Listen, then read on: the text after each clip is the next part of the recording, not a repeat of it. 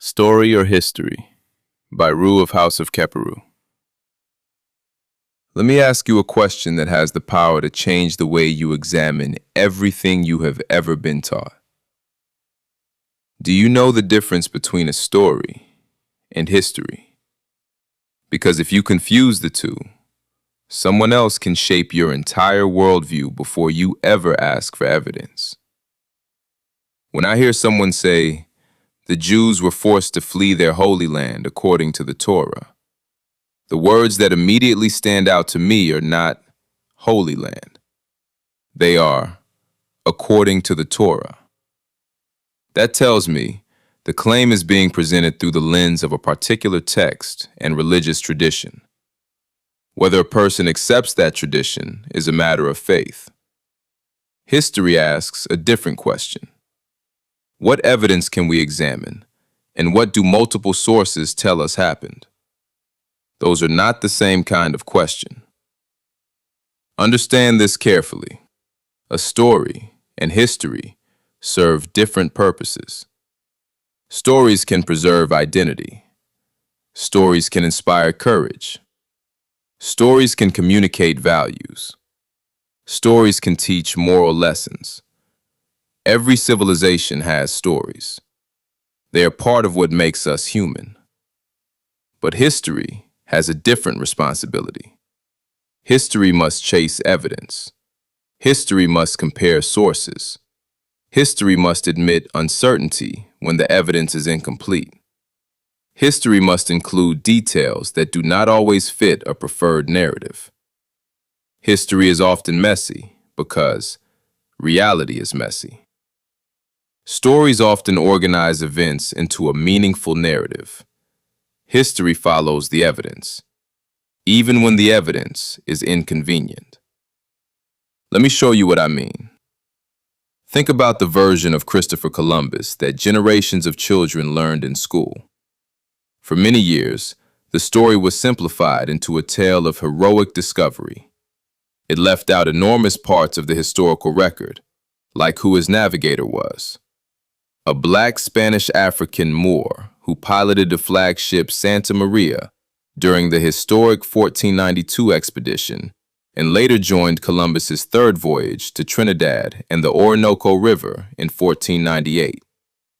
Missing history from the story also included the experiences of the indigenous peoples already living in the Americas and many of the consequences that followed European colonization, like the Great Dying, where historians estimate the genocide of 60 to 100 million people after 1492 contact with Europeans.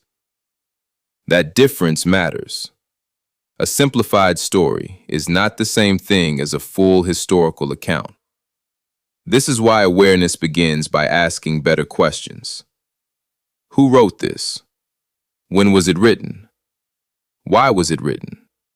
What evidence supports it? What evidence challenges it? What voices are missing? Because whenever only one perspective survives, wisdom asks, what happened to the others? There is another phrase I hear repeated often: the Holy Land.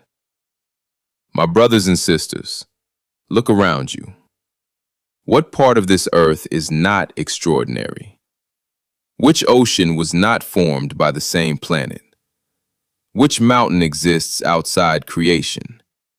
Which forest grows beyond the reach of sunlight? Which child takes a first breath on land that is somehow less worthy of wonder? The sun does not shine upon one nation and refuse another. The rain does not recognize passports. The wind does not stop at borders. The earth has never divided itself into sacred and unsacred. Human beings drew the lines. Human beings named the territories. Human beings fought over them. Nature continued its cycles. If the source brought forth the entire earth, then every sunrise touches holy ground. Every river flows through holy ground. Every forest grows upon holy ground. Every child is born upon holy ground. The earth is not made sacred because humanity declared it so. Its existence is what inspires reverence. And while many traditions speak of being a chosen people, I ask another question. If you are alive, if you are breathing, if you have awakened to another sunrise, have you not already received the gift of existence? Life itself is extraordinary. None of us chose to enter this world by our own power. That alone should inspire humility before we claim exclusive ownership of the source's favor. My brothers and sisters, study every tradition. Respect every sincere seeker. Read every sacred text. But never stop asking whether you are reading a story, a theological claim, or a historical account supported by evidence. Because belief and history are not the same category. Stories can shape cultures. History seeks to understand what actually happened.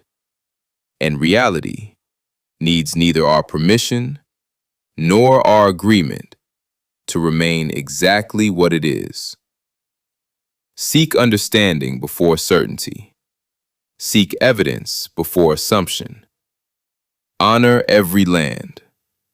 Honor every people. Honor the earth itself. For the greatest masterpiece was never confined to one nation. It is the living world that surrounds us all. Ashe.